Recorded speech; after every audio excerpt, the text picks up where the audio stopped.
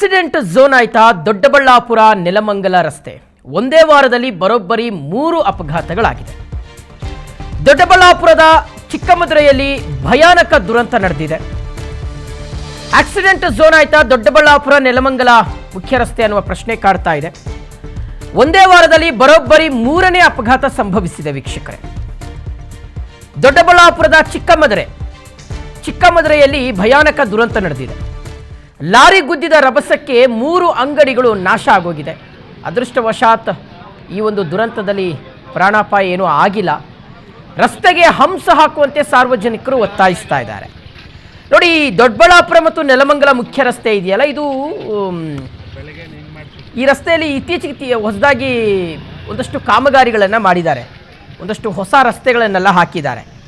ಆಮೇಲೆ ಚಿಕ್ಕಮದುರೆ ಬಹುಶಃ ತಮಗೆ ಪರಿಚಿತವಾಗಿರ್ತಕ್ಕಂಥ ಹೆಸರು, ಒಂದು ಶನಿ ಮಹಾತ್ಮ ದೇವಾಲಯ ಇದೆ, ತುಂಬ ಪ್ರಸಿದ್ಧವಾಗಿರ್ತಕ್ಕಂಥ ದೇವಾಲಯ. ಸೊ ಈ ರಸ್ತೆಗೆ, ಈ ದೇವಾಲಯಕ್ಕೆ ಹೊಂದ್ಕೊಂಡೇ ಹೋಗುವಂಥ ರಸ್ತೆ ಅದು.